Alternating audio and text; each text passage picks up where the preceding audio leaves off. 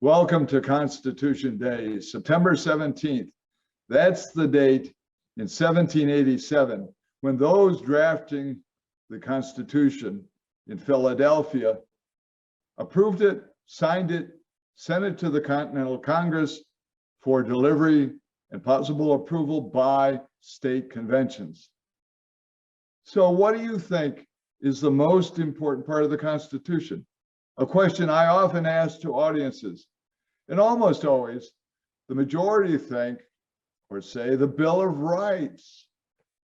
But there's a lot more to the Constitution than that. And that's what we want to focus on in this particular program.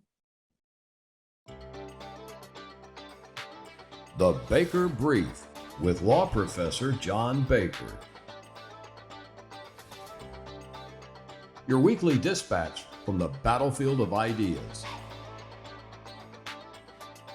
The real difficulty in trying to elaborate and explain what the Constitution is all about, not just the Bill of Rights, is difficult because of the way our education and our culture has been shaped by progressivism.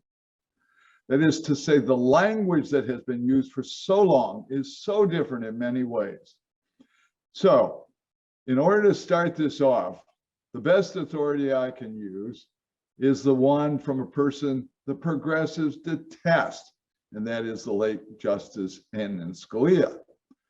And what we're going to show is part of a clip from his appearance in 2011 before the U.S. Senate Judiciary Committee, talking about this very problem as relates to the Bill of Rights and the rest of the Constitution. So let's look at this from that date. So, when I speak to these groups, the first point I make, and I think it's even a little more fundamental than the one that Stephen has just put forward, I ask them, what do you think is the reason that America is such a free country? What is it in our Constitution that makes us what we are? And I guarantee you that the response I will get, and you will get this from almost any American, including the woman that he was talking to at the supermarket, the answer would be freedom of speech, freedom of the press, no unreasonable searches and seizures, no quartering of troops in hope, those marvelous provisions of the Bill of Rights. But then I tell them, if you think that a Bill of Rights is what sets us apart, you're crazy. Every banana republic in the world has a Bill of Rights. Every president for life has a Bill of Rights. The Bill of Rights of the former evil empire, the Union of Soviet Socialist Republics, was much better than ours. I mean it literally. It was much better.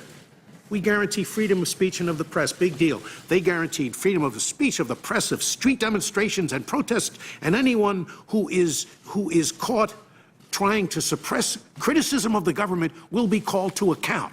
Whoa, that is wonderful stuff. Of course, just words on paper, what our framers would have called a parchment guarantee. And the reason is that the real constitution of the Soviet Union, you think of the word constitution, it doesn't mean a bill, it means structure. Say a person has a sound constitution, has a sound structure. The real constitution of the Soviet Union, which is what our framers debated that whole summer in Philadelphia in 1787. They didn't talk about the Bill of Rights. That was an afterthought, wasn't it? That constitution of the Soviet Union did not prevent the centralization of power in one person or in one party. And when that happens, the game is over. The Bill of Rights is just what our framers would call a parchment guarantee. So the real key to the distinctiveness of America is the structure of our government. One part of it, of course, is the independence of the judiciary. But there's a lot more. There are very few countries in the world, for example, that have a bicameral legislature. Oh, England has a House of Lords for the time being, but the House of Lords has no substantial power. They can just make the Commons pass a bill a second time. France has a Senate, it's honorific. Italy has a Senate, it's honorific. Very few countries have two separate bodies in the legislature equally powerful. That's a lot of trouble, as you gentlemen doubtless know, to get the same language through two different bodies elected in a different fashion. Very few countries in the world have a separately elected chief executive. Sometimes I go to Europe to talk about separation of powers. And when I get there, I find that all I'm talking about is independence of the judiciary. Because the Europeans don't even try to divide the two political powers, the two political branches, the legislature and the chief executive. In all of the parliamentary countries, the chief executive is the creature of the legislature. There's never any disagreement between them and the prime minister, as there is sometimes between you and the president. When there's a disagreement, they just kick him out. They have a no confidence vote, a new election, and they get a prime minister who agrees with the legislature. And, you know, the Europeans look at this system and they say, well, it passes one house, it doesn't pass the other house. Sometimes the other house is in the control of a different party. It passes both, and then this president who has a veto power vetoes it, and they look at this and they say, it is gridlock.